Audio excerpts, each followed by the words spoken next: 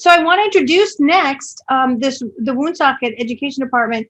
We have 6 people with us today, and we're going to turn it over to you guys for the next hour to share really what you're going through and your tips and tricks. So I'm going to not even turn my camera on. This is Leilani speaking, and have you guys sort of lead forth. Do you need to take over the screen? Have at it. We're excited to have Rhode Island with us. I think it's our first time. So excellent.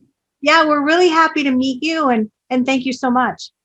Thank you so much for allowing us the opportunity to come join you today. As I said earlier, I'm Dr. Angela Holt. I am from the Woonsocket Education Department. I am the Director of Curriculum and Development, and I have a good team here with me today. We have embraced our digital platforms quite well and all have our own Bitmojis. I'm just going to stop for a second to let each person say who they are and say hello. Dawn, you want to go next? Yeah. Hi, my name is Dawn Morelle. I'm the Assistant Special Ed Director for the District of Woonsocket. Sue? Good afternoon. I'm Sue DeRiso. I'm the Director of Literacy in Title I. Rania? Hi, everyone. My name is Rania Aghia. I'm the English Language Learner Program Coordinator for the district. Jess? Hello, my name is Jessica Donato, and I'm a district-wide instructional coach. And Heather? My name is Heather Neal, and I'm a blended learning coach for the district. So that's our team. And one of the things I wanted to make note about how we've been able to make the transition from in-person learning, hybrid learning, digital-based, all of these different transitions. The reason we've been able to do it so successfully, I think, is because we come together as a team to all the things that we do. It starts with our superintendent, Dr. Patrick McGee, and it leads right down to all of our departments. So we're going to spend the next hour or so, 40 minutes or so, talking about what it takes to ensure equity and access for students to learning during a pandemic or otherwise. These are the topics we're going to cover. We're going to talk about where it starts. How do we ensure that we are hitting the most important pieces in the instructional process for each student every day? And how can we support students and families with 3 questions so that they know what's happening in the classrooms and what students are learning? We're going to talk about how do we support our teachers through coaching, and how we make it so that the instruction is available to everyone, whether they're in-person, hybrid, distance learning, or whatnot, by using playlists. And it really was something that our district had started to work on long before the pandemic came into play. We were looking at how to bridge blended and personalized learning using playlists. So this is something that we've been working on. None of this would have been possible if we did not have the correct technology in place, and we've been working long and hard in our district to try to figure out what needs to be where and who needs to have what piece of equipment. And then once you have the technology, what tools or gadgets or apps or gizmos do we need in order to leverage the technology and differentiate the learning instruction for all students? And then how do we bridge it outside of just the classroom? So there is a multitude of service providers in a school district who provide instruction to students. It's not just the classroom teacher who provides direct instruction. So we wanted to think, how do we bring in all of our staff members to be a part of that conversation? So that's the idea for our next hour or so. Jess? So I think all of us, after last spring, we were in autopilot. We were doing what we had to do to get the job done when all of a sudden overnight, we found out that we were going to be doing distance learning. So we learned a lot last spring, and in preparation for this year, we knew that we were going to have to really be thoughtful about how our curriculum matched our models. And we pulled on a number of resources to figure out the priority standards that we were going to really focus on. And some of those standards, we looked to other districts across the country. We used Achieve the Core. There were a number of resources that we used. We pulled teams of teachers together, and they used those resources to essentially look at the Common Core standards and figure out exactly what standards we were going to focus on as our priorities for this year. From that work, we created spreadsheets, We have one for math and we have one for literacy, highlighting all of the priority standards.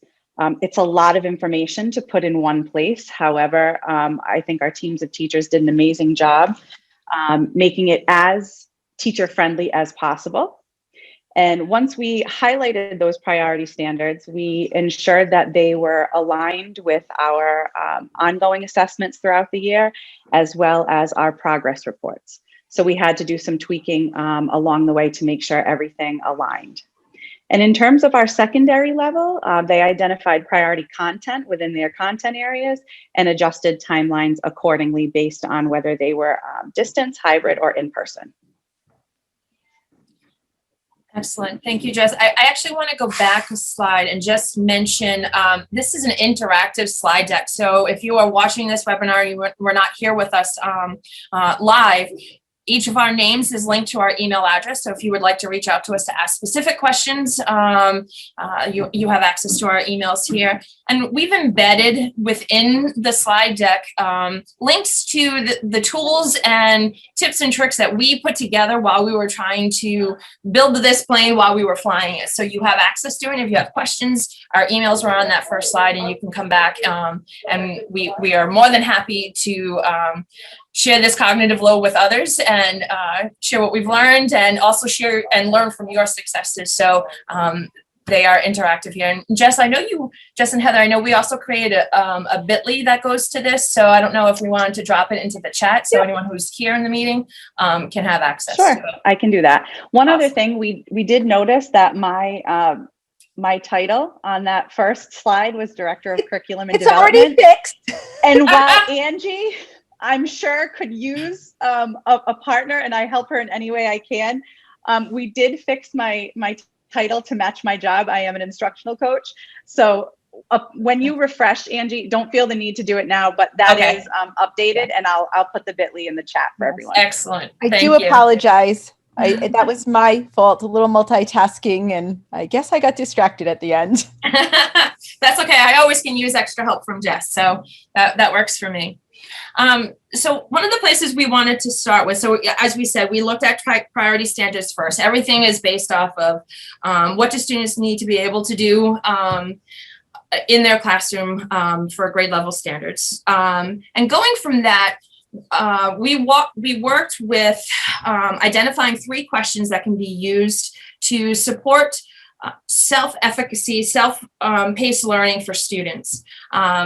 We really want students to take ownership of their learning, and if students and teachers, truthfully, are able to answer these simple 3 questions, then they know what they're learning, right? So our 3 simple questions are, what are we learning? Why are we learning it? And how can we demonstrate our learning? We then added a +1 because we realized we also need to think about what do we already know about the content that we're looking at and that we're going to be learning about for that day. These 3 questions, and you'll see later on in our presentation, are used across the board, not just with staff to do lesson planning, or with students to do self-evaluation or self-assessment in their learning, but they're also used with families as well. This allows for a conversation to happen so that families know, what is it my child is supposed to be learning today? What does it look like and sound like when my child is working at grade level expectations? When you're in the bit.ly, if you click on this click here button, it'll bring you to our school mission and just teases out some of these questions a little bit further. Jess or Heather, do you want to add to that? Or anyone? I just wanted to say that there's something very powerful in the simplicity of this.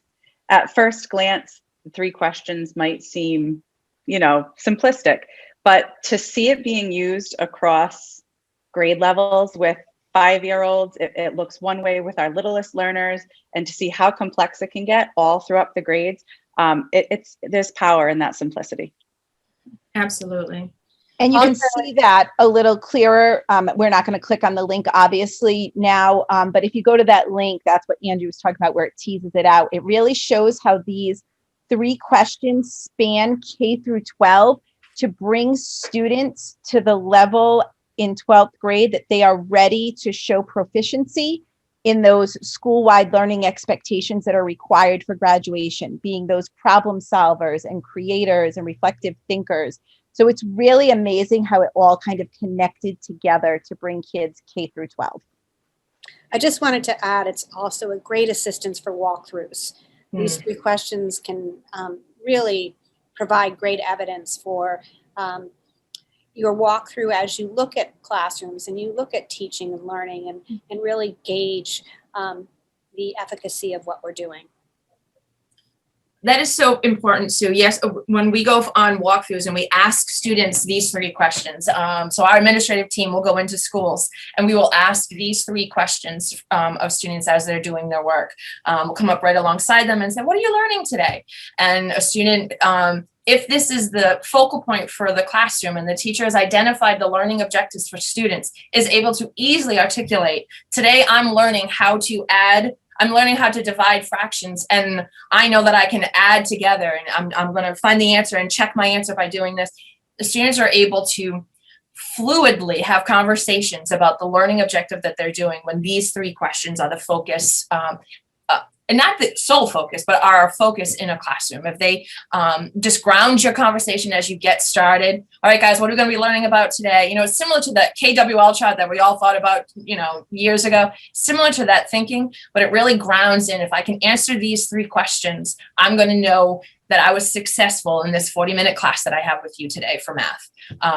So they really are grounding. And Jessica, Jess is right in that they're very simple. It's not rocket science asking, what are you learning? But it's interesting to hear student voice and ask students, do you know what you're learning about today? Because then you can really gauge how invested they are, how engaged they are, and how they're going to be able to apply this new learning to other learning that they've had before or learning that's coming up. So it's just really important. Right. Okay, that's my slide. So coaching support. As we already said, myself and Jess are coaches for the district. You'll notice that we each have a slightly different title, but we do work completely fluidly together. And I think it's for obvious reasons. You know, any kind of coaching, no matter what it is, has to start and be grounded in curriculum. So that's where you kind of need the title of an instructional coach. But our district, again, pre-pandemic, we had taken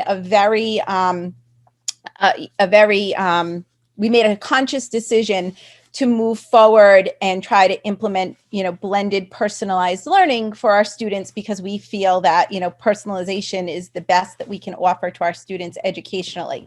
So we were already in place pre-pandemic. And because of that, I do think we were able to handle supporting the teachers much easier than most districts when the pandemic hit. We've always had a model where we work fluidly together. We are on a flex schedule, which leaves us available to every teacher in the district. We can start at 6:30 a.m. one day before school with a high school teacher, where, you know, one of us meets and has collaborative conversations around curriculum, what they're doing with the curriculum, what they want to achieve, how they want to redefine what they're doing educationally by bringing in the technology. So we've always had a very big role with the teachers with the technology as well. So they really knew when the pandemic hit and we had to have this technology that they could come to us. Besides those before and after sessions, we were also always able to offer coaching and training throughout the school day, both during teachers' preps, working lunches. We even in non-pandemic years have teaching partners that can cover classrooms so that we're able to meet with either individual teachers or small groups of teachers. So we've always been readily accessible to teachers. We've been in place for a while. So again, when the pandemic hit, we had a good handle on the skills of the majority of our staff throughout the district. So we could really differentiate and kind of start providing all of the appropriate levels of support and getting those sessions in place that the teachers would need. For us, really, the only change was it obviously got busier, and we just transitioned to Google Meets instead of in person. But other than that, as far as supporting teachers, it really didn't change much. what coaching looked like in our district. We were just able to really provide the support that teachers needed. You'll notice at the bottom of that slide there, when we talk about providing, the PD and the training, as a district, we've identified these 4 big buckets that our training takes place in. So it's guaranteed and viable curriculum. As I said, we always, start with that curriculum. No matter what we do with a teacher, that's where the conversation starts. Then we do have a focus on professional development for differently abled learners, personalized learning, and SEL. So those are the big things in our district. And we really were able to just carry through with all of that when the pandemic hit. Did I leave anything out around coaching, guys? I just wanted to add that those buckets came from our RIDE, Rhode Island Department of Education. They wanted professional development to be ongoing within one pathway. So the learning kind of was cumulative. They didn't want it to be a series of one and done sessions. So we try and plan all of our sessions to fit under those categories. So it's embedded and it's a pathway. The only other thing that I would add about coaching supports is that in order to be able to survive the pivot from in-person learning and shifting to a hybrid or distance learning platform, our teachers needed support on how to use the technology that we'll talk about in a few minutes, but how to use that technology to provide direct instruction to students when the students are not sitting in front of them the way we typically have students. So we've been working for a bit. Jess and Heather in the district have been working for a while in our classrooms to bring in blended and personalized learning into the classroom. So we're using technology as a leverage or a lever for instruction and for learning. But we had to shift that conversation to it's the only thing we have now, and how are we able to get it to our students, and how do we support our students? So the coaching actually went beyond just helping classroom teachers. Jess and Heather were assisting families and holding coaching sessions at nighttime in a Google Meet for families to come in and see how do they navigate the simple pieces of this so that we're all able to be on the platform. And the other thing I would add is that in order for blended and personalized learning in a hybrid sense to be effective, the coaching needs to be at the individual level of the staff person. And that's why that one-on-one or small group was so impactful. Our teachers knew they had access to staff members who were fluid in being able to navigate the platforms and could assist them in answering the questions that they had.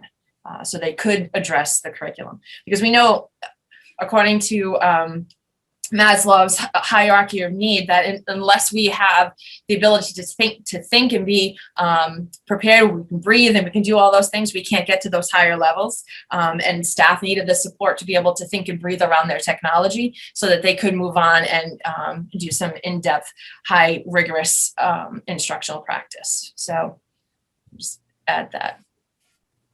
Sue, did I miss anything?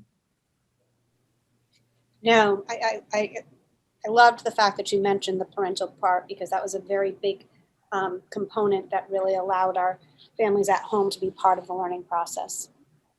Yeah. Excellent. All right, Heather. Okay, so moving on to playlists. So we've already told you that we were already, within that movement of personalized learning. So playlists were always a big part of what we were doing when we were working with our teachers. It was a big foundation to our coaching. All a playlist is a sequence of resources and activities for students to complete. But again, they can be designed to allow for independence, which then allows for teachers to meet with small groups of students, and they know that the other students are meaningfully engaged. Small group instruction is really important to us. It's something that we, truly value. It's kind of this is what we're striving for whenever we can. But again, if those other students aren't meaningfully engaged at an appropriately rigorous level, you can't get anywhere with small group instruction. So playlists were definitely one of our go-to tools. it's very ironic. We had a major shift in the way we were designing playlists at the beginning of last school year. And it was amazing what, how necessary it was when the pandemic hit. So just a couple of things to share about our playlists that you'll see when somebody takes over in the next slide and kind of shows you a couple of samples. But we only use slides. I could go on for an hour easily as to why we only use slides. It's not that you can't use other tools, but after kind of years again of working through these, you know, utilizing them with students at all grade levels, we really came back to slides is our tool for many reasons.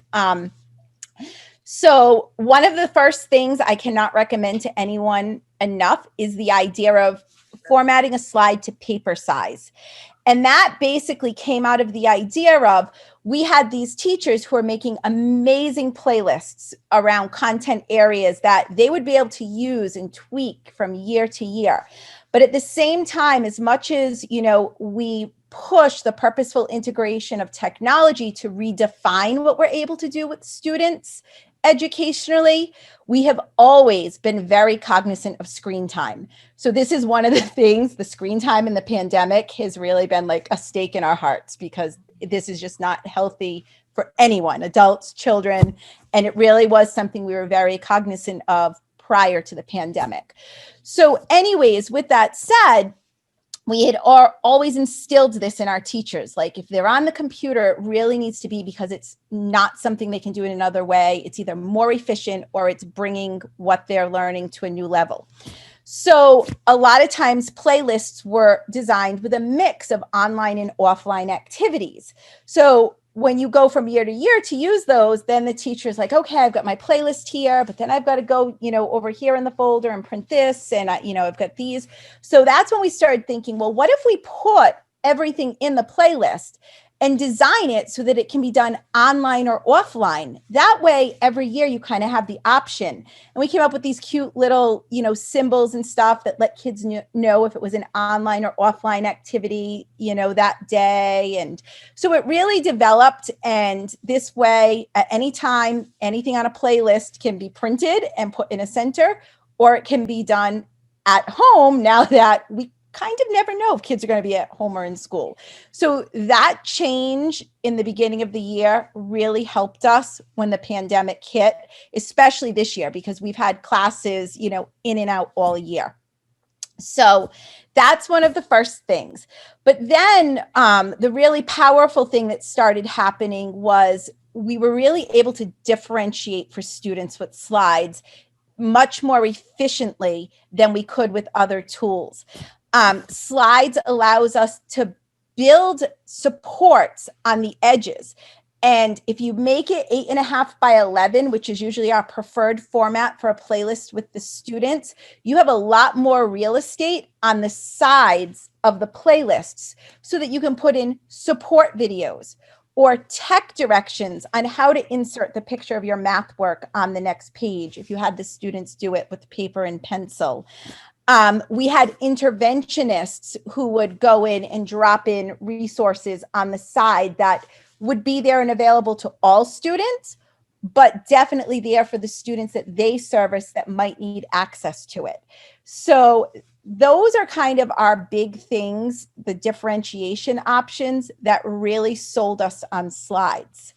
It let us, you know, think about our MLLs, what they might need, our IEP students.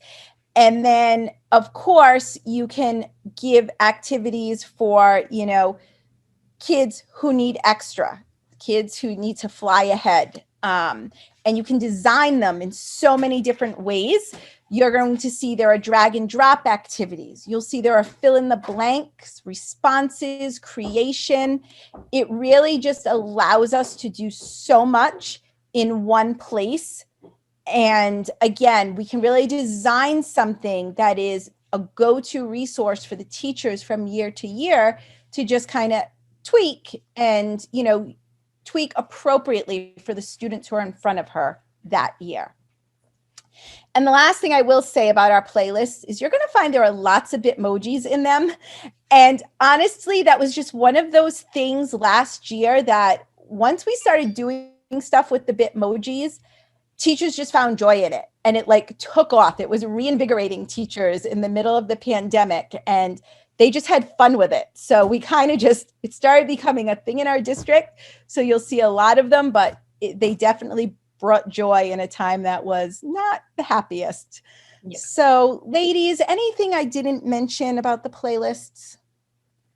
No, I think you covered our playlists. They really are the backbone that have allowed us to have fluidity between the learning instruction models. So if we are full in person, teachers can still use the playlist as if and project up onto the screen, which is what we were doing before the pandemic. So they were interactive together on projecting, or students were working independently or in small groups with their slide decks.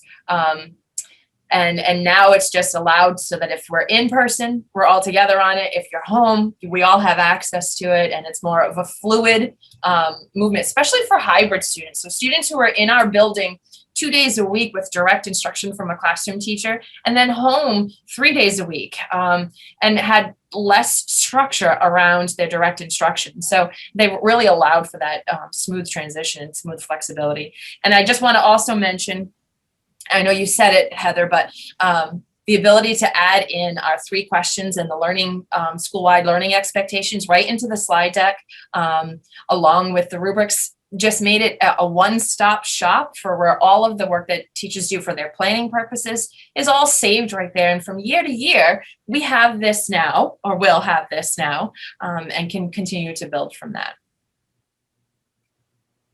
Anything else, Sue? No, okay. All right. Dawn and Rania? Yeah, so as you can see, these are samples of our playlists that are interactive. But before we go deeper into the playlist, one of the major things that was very important for the special education population of our students is that our chief operating officer made sure that all of our students had the correct device in front of them while they were home on the pandemic. So if they needed a touchscreen Chromebook because they couldn't type, or they needed an iPad, that was something that we made sure that all of our students had the correct device in front of them. So we were able to differentiate in that way for some of our students. But also the materials on the playlist allowed for our teachers to shift their aim a little bit. So they were able to focus on their neediest students in their classroom and put a support in place for them, but it would be accessible to all of the students within their classroom. So if they needed something to be read to them, there would be an icon that would read the story to them and then read each question. So if you needed that support, it was there for you. If you didn't need the support, you didn't have to use the support. But we were able to make sure that the modifications and accommodations were there for all of the students if they truly required them. There's also visuals in place for them. And also they were able to input the interactive platforms that we use, the Smarty Ants and Zern and different platforms that we use that allowed the students to do the work at their academic level and help progress them forward. So we had a lot of different supports that we were able to put in place, put into our playlist to help our students. Rania? Yep. Oops. So Andrew's going to open up one of the playlists so we can take a look at it. So the conversations I had with the teachers who teach the multilingual learners are, our students are learning English in various levels. So thinking about those newcomers at home whose family members might not be able to support them in the work in the English, but they can support them in their native language. So some of the strategies and scaffolds that we built in these playlists are native language supports, the vocabulary supports, and sentence starters. So we can just scroll down through this playlist, and as you can see, on the sides there are different things the students can click on or videos they can watch, and some of these are put in different languages. So right here, you can see on the left-hand side, some of this information is put in Spanish. Majority of our students are Spanish speakers, so this is why you only see the Spanish language here. But if this teacher had a different language in their class, they can also add that box there too. And then, as you can see, one of our questions is embedded in this playlist as well, so the kids can see it, hear it, feel it, and everything. And then on the bottom right, you can see the vocabulary support right there for the students. Just a reminder of the vocabulary that they're learning and working with. If I can just stop us for a second, Ryan, this is a really great example of that extra real estate that Heather was discussing. When you select your slide deck and make it the 8.5 by 11, you see that on the sides, the right and left, where we're able to put the directions in Spanish, go back to the home space, and then supports for your vocabulary. We wouldn't have been able to add those things in just a traditional, I can't even think what they're called, PowerPoint, because there isn't that extra real estate on the sides to add those interactive pieces. So that's one of the reasons we suggest using the Google slide decks. And again, just noting that what are we learning is always in the forefront. Yep. Great. And then if we go down a little bit more, I think we can see some sentence starters. So in this one playlist, there's so many scaffolds already embedded, which is great because this is accessible for all of our students in the class, not just our multilingual learners or students with IEPs. So anyone that's struggling or needs a little support, it is there for them. Or we might have students who are fluent in English, but their parents might not speak English, but they are fluent in Spanish. So there are some supports there for the family members as well. So really, it's just a great piece to have all this real estate on the sides so we can add all this scaffolding in. I'm also going to show, is this one? This one? Which one did you want, Angie? The one with Lisa? That's in the SLP, yes. Yes. Thanks. One other thing about the slide deck design, we have kids that are at home on their hybrid days and we don't know the support that they have. So we really needed to make sure that kids had the support, whether they were home with an older brother and sister who was also learning at the same time, or if they had their grandmother with them. It really didn't matter because we gave everyone the same supports regardless of the support they had at home. Yeah. Oops. Additionally, we really spent a lot of time learning the intricacies of the tools. I mean, little tips and tricks, like we have taught teachers to always use tables instead of text boxes, even if it's a 1-by-1. And it comes back to ease of use because a text box actually requires you to click in it 3 times before you can type, whereas a table, it's a 1 click. So when we talk about our kids with fine motor skills or our littles, and then of course you can cluster things in a table. So if a kiddo accidentally slides it, it all goes together instead of all these little text boxes that can be slid all over.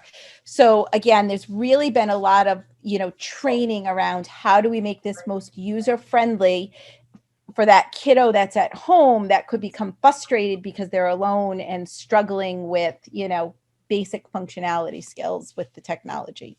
So all set, Ange. This shows an example of when our students were at home and they weren't having that direct access with their teachers the way they had been. Many of our elementary students were feeling really disconnected from their teachers and wanted to spend more time with their teacher. So our intervention teachers came together under Ms. DeRiso and worked together to create some videos for students so they could have that connection with their teacher, see their teacher's face, feel engaged with them, but also then can listen to this back later on their own. This I'm going to assume, not going to hit play here, but I'm assuming it's her with the sounds of buh, beep, bat, buh, and showing students how to say those sounds. So it just really brings that feel of being in a classroom together. It's multi-media, using multiple avenues to show students. You see the picture of the lips together. You can see the classroom teacher, and it just brings it all together. So we're going to talk more about this. What Lisa is demonstrating is a foundations lesson, but we actually use the interventionist to work, as Angie said, in grade level teams. So every playlist had a interventionist that would work specifically on presenting each task within the slide deck. So they could be accessed both with the teacher being present or with the teacher not being present, both with parents at home or parents without home, so that students had immediate access to help and support. And the last thing I would add to this is that we use these slide decks. I know our examples were elementary, but we use these slide decks K to 12. All of our classrooms had access to, and we're creating slide decks such as this. John and Rania, are you all set?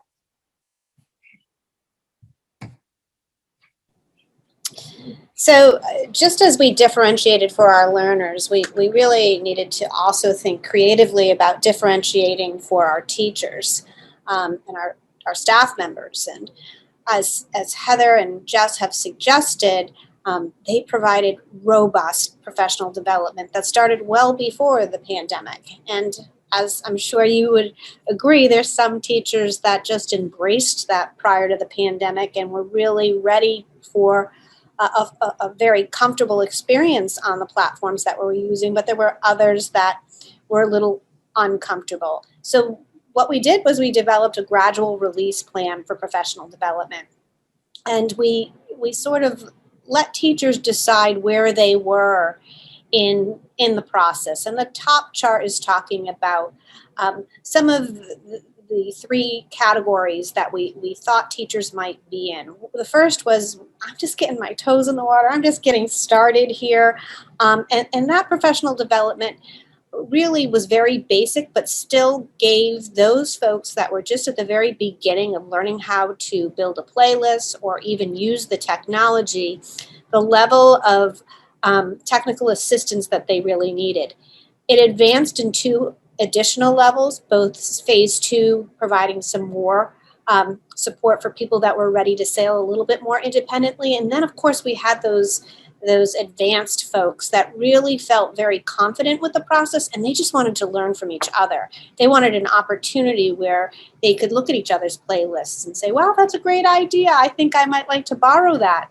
And so teachers were able to basically chart their own course, deciding whether they were really the beginner, just standing on that dock, just looking out at the water and being a little bit overwhelmed, but knowing they had support, or just putting their toes in the water. They're pretty intermediate. And then those that were really advanced are scuba divers.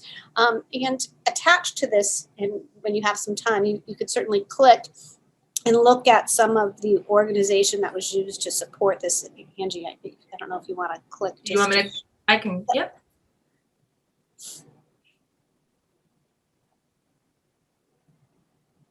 So just kind of gets them into, we were meeting often. That's the other piece that I wanted to mention too with this is in order to have something of this magnitude be successful, staff need to come together frequently to talk about the work that they're doing. So Jess and Heather provided frequent drop-in sessions or planned sessions for teachers to come in. But again, they could, look at the slide deck and come on in.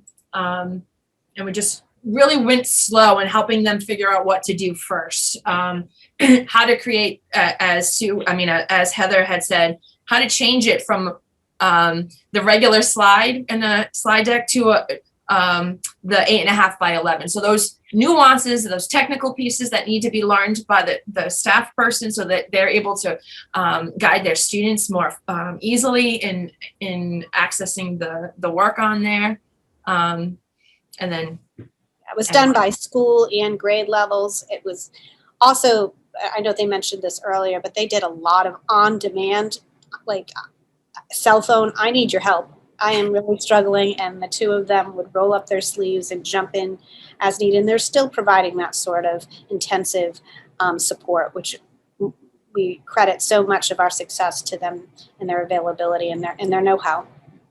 And while it's not necessarily the focus of our conversation here today with all of you, I would like to also just recognize that Jess and Heather were selected by our staff in the district as the co-teachers of the year for the phenomenal work that they produced and assisted our teachers in producing. Because without the expertise of the two fine ladies that we have sitting in our panelists as panelists today, our district wouldn't have gotten as far as we were able to with implementing blended and personalized learning in a hybrid model. It takes a really strong team, and it takes visionaries who have started the work long before. And honest, Heather has been at this probably 10 years, Heather, trying to bring a solid foundation of what blended and personalized learning can look like that stays grounded in rigorous academic work for students. And it's not just using technology at the end of a unit to showcase that I can make a slide on something. It is using technology along the way, all the way through, for the enhancement of my understanding. So I just want to thank you and recognize both of you for the work that you have done. Sorry, Sue, is there anything? I took over. You did a great job. Okay. Thank you, Angie. That was very kind of you. So this is my slide next as well. And this is probably one of the slides that excites me the most. So we have to start by saying we can't be more thankful to have Mr. Notarani as our COO. He was key to us being able to be successful in this pandemic, as you know, I think Ms. Morelle already stated. The thing that's special about him as a COO is that he listens to us as teachers when we say we need this technology for this reason, and he's listening to the educational reasons. He starts there, and then he makes it happen from the technical standpoint.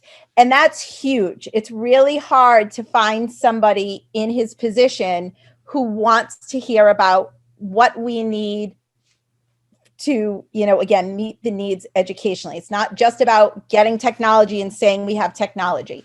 He would have in-depth conversations about what each piece of equipment allows for us to do with our students. So while it's a very old model, I just truly, my heart and soul is behind the SAMR model.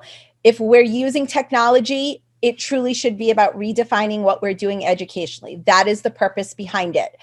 Granted, it, like everything, we need to differentiate and get our way, help teachers move up the ladder. So yes, many teachers do start at that substitution phase where instead of writing a report, they're going to type it, and that's okay. But ultimately in our district, I'm shooting for that green. Jess and I want all of our teachers, if they're using technology, it's because it's redefining what we're doing educationally. So with that said, we had some very specific equipment in place as our footprint or identified or slated as part of our footprint prior to the pandemic. We decided on Chromebooks. And again, we looked educationally, curriculum-wise at what we wanted to accomplish with that piece of technology. We looked at it from a sustainability standpoint, because again, it's great to say we want this technology, but if you can't sustain it when you need to replace it in 5 to 7 years, there's a problem. So we did, after lots of research, decide on Chromebooks. We actually, at our elementary level prior to the pandemic, were only in a 1 to 3 model for the Chromebooks. And that was because, again, we were very focused on personalized learning and small group instruction. And in my world, pre-pandemic, you should have never walked into a classroom and seen every student on a Chromebook, right? That's not what it's about. It would be a small group. A teacher should always have a small group. So that's why our footprint had originally been 1 to 3. Obviously, that part of our footprint has been redesigned since the pandemic, because at this point, we know for the rest of our lives, we are going to have to be prepared to have students in or out of school. So that's the only change we've made, is that our elementary footprint is now 1 to 1. Just like our secondaries. So that was our first piece of equipment. And we were able to get those 1 to 1 devices for the elementary by the end of the year last year. So we ended strong. The next piece of equipment that was non-negotiable in our footprint was an iPad. When you talk about redefining the educational experience for students, creation must be a part of it. And again, if you look at that K to 12 spectrum of learning expectations, one of those learning expectations that they need in their portfolio for graduation is to show that they are a creator. Now, I'm not saying they have to do that through technology, but an iPad offers absolutely amazing ways for a student to create. And the real power of an iPad, in my opinion, as well, and Jess's, is that you can do tons of transformative creation in a classroom with just one. Would it be nice to have 5? Sure. Would it be nice to have 1-to-1? Absolutely. But with just one in a classroom, it's amazing the creation that you can do, the collaborative, thoughtful creation. So those 2 pieces were part of our footprint plan. Again, we always think sustainability. So our footprint plan had been for iPad minis because they are less expensive and, we could get more. We could probably have the 5 in our class. When the pandemic hit, we quickly realized that we needed to get full size and we also needed Apple Pencils. And that was from a teaching standpoint because we needed teachers to really be able to have that whiteboard type of feature with the pencil to effectively teach kids at home. So again, we tweaked our footprint a little. The pencils had already been a discussion prior to the pandemic, but that just solidified it that we had to go to that, iPad Pro with the pencil because, without it, you had teachers who were writing on a whiteboard and balancing their Chromebook on chairs and boxes so the kids could see it. So we also, before the 1920 year ended, we were able to get those into the hands of all of the teachers. And actually, we are quite confident they are using them because Google just had an update that is affecting the pencil in classroom. And we have been getting emails galore today because of it. So they are definitely using the technology, which we are thrilled with. So again, we just feel very strongly that the right technology for the right reasons makes all the difference in the world. Projectors and document cameras, additionally, our teachers all have them because they, again, serve their own purposes. Right now, we have teachers who are teaching students in person and at home at the same time. So even though we had the projectors before, they're really necessary for the pandemic because they're on a Google Meet with the kids at home and, the projector's projecting the Google Meet. So everyone can see everything that's going on and they can feel as much like a class as possible.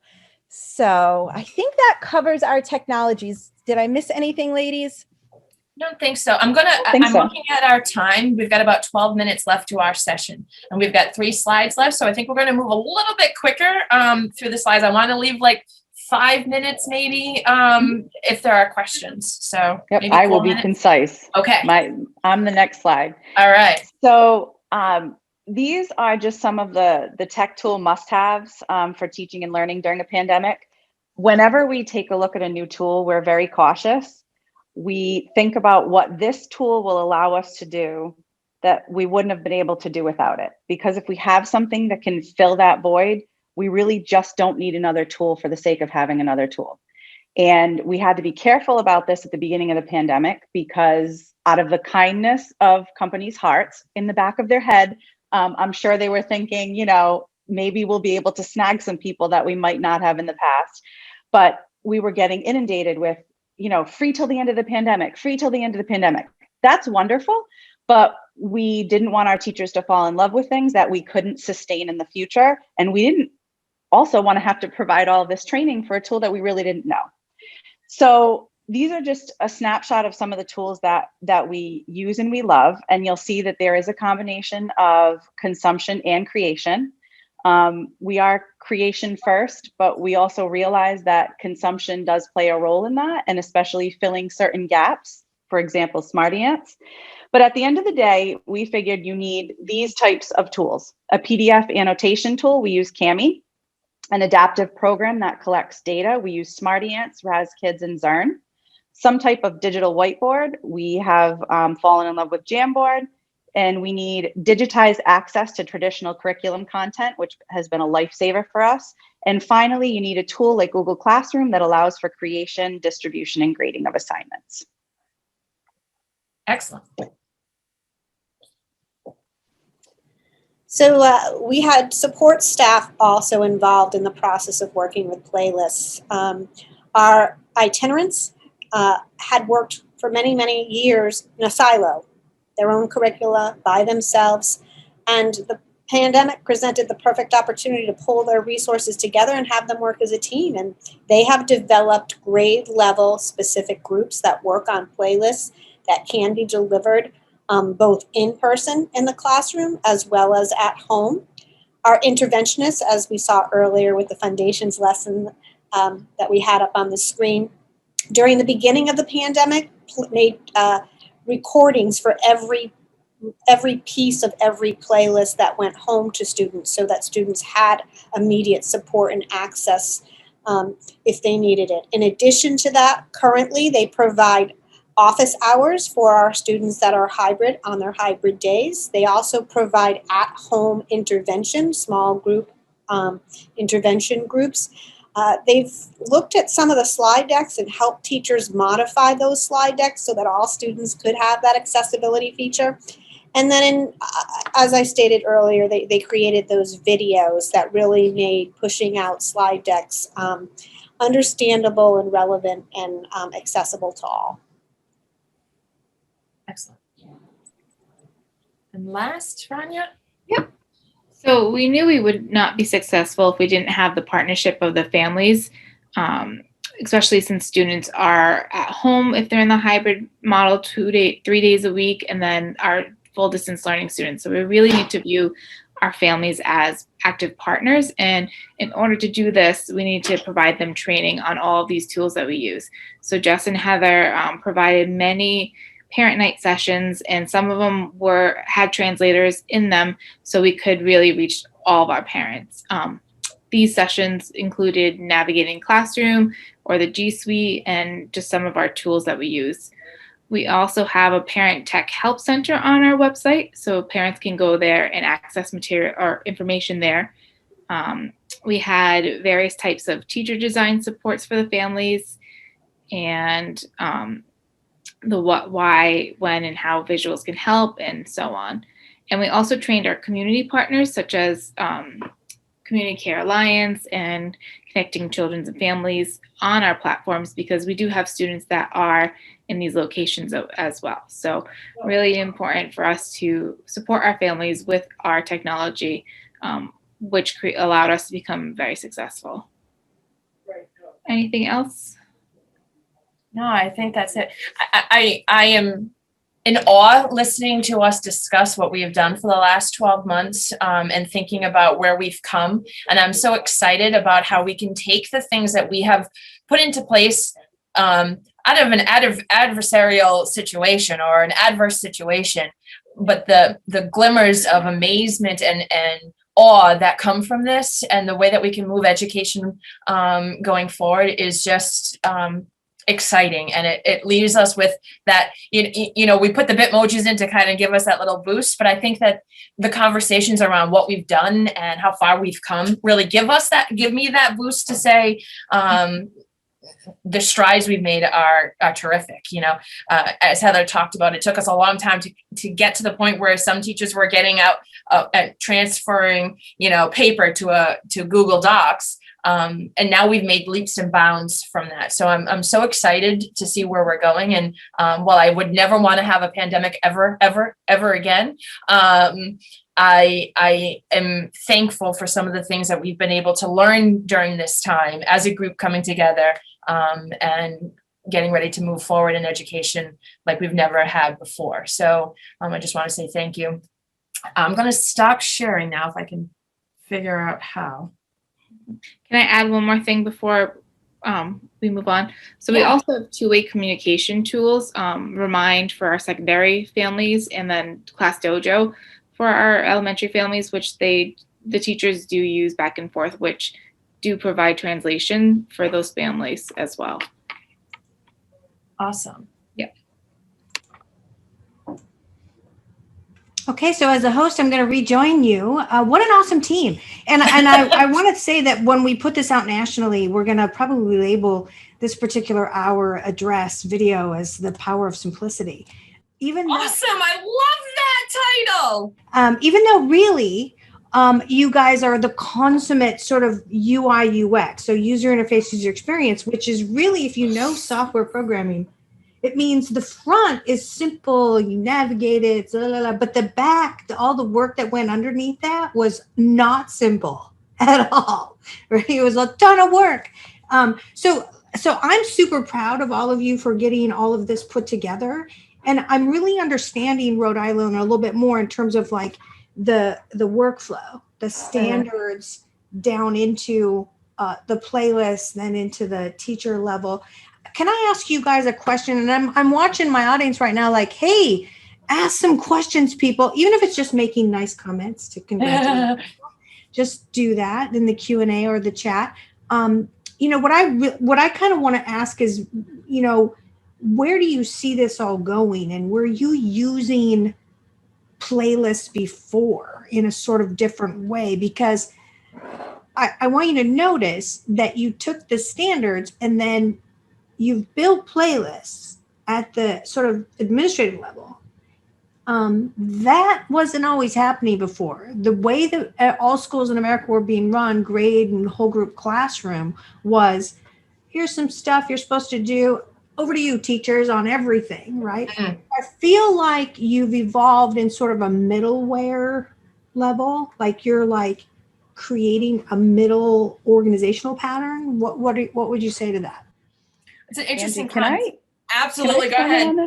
Yep. So before I was a coach, Heather was my coach. If that makes sense. I was a Lighthouse classroom. So Heather and I would work together to provide personalized learning for our students. And she helped me set up a station rotation model. And we used playlists for when students weren't in small group instruction with me. So it was definitely happening before that in pockets, but the pandemic, we've kind of called the silver lining of the pandemic, was that we had hoped to be having these conversations, within the next 5 years. We never thought we'd be having them, within the last 6 months. So I think it's going to look, personalized learning can look so different depending on where the teacher is. And where I was in my understanding of it, I needed the structure of station rotation. Because I was at the beginning of my personalization kind of journey, if you will. So I think it's going to look really different because teachers that were where I was are now experimenting very differently with personalized learning. They're much more comfortable with having kids kind of on their own timeline with their playlists, and they're not as structured as I was in terms of like rotation. But we definitely have teachers that are going to need that structure. So it's going to be very different based on where the teacher is in terms of the personalized coaching and experience they've had. Well, good. Well, thanks for that comment. I think we have just under 2 minutes more, and then your superintendent's already on, ready to go for the next hour with a couple of other superintendents that have joined us. So last comments from maybe one or two of you guys? Could I just say, to piggyback on where they just were, the slide that has the sample playlists, I believe it's the very first sample. It's a maps thing. And at the bottom of it, it'll show you some exemplars of the end result of all of this work. Really is that, how do you demonstrate your learning and the showcase of learning?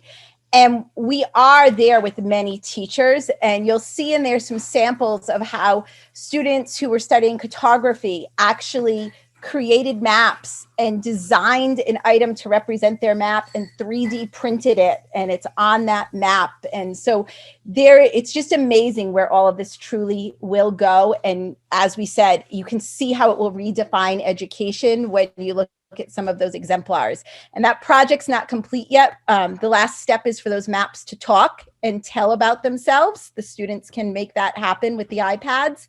And then they'll all go into a slide deck that goes home to the families via a QR code and Bitly. So when our projects go home for that showcase of learning, the families swipe it and they're going to look at it and they're going to see everything these students have created and everything they've learned, and they're going to hear it through these objects in their students' voices. So it really does all culminate in the end.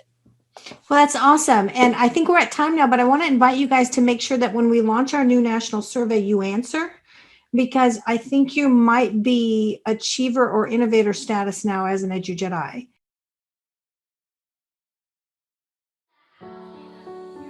Young children spend 75% of their school day involved in listening activities and need to receive 90 to 100% of information via the spoken word to understand the full meaning. But there are numerous barriers standing in the way of that critical intelligibility, and unfortunately, they can't yet fill in the blanks when things are missed.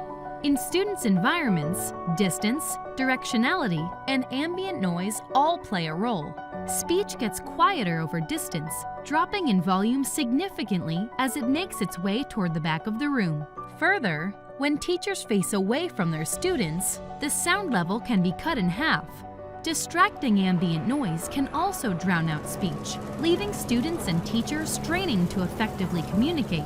And simply increasing the volume of speech itself is often not enough. As loudness increases and teachers try to reach the entire room, students might be able to hear what's being said, but they may still struggle to understand it. For example, clarity is critical to the understanding of soft consonants, such as p, t, k, s, and more. The recent COVID-19 pandemic has added additional challenges to the listening environment, such as greater distance between students and teachers, masks and other facial coverings, and protective barriers on desks. With instructional audio, you can overcome these challenges. By leveraging a microphone with either a portable or installed speaker solution, you can ensure the teacher's voice achieves even coverage, regardless of distance, directionality, and ambient noise. And with an easy tap-to-talk microphone, student voices are clearly heard by both their teachers and peers. Instructional audio provides a clear way to hear the human voice and a pathway to elevating the learning and understanding of students in the modern classroom. To learn more, contact Lightspeed today.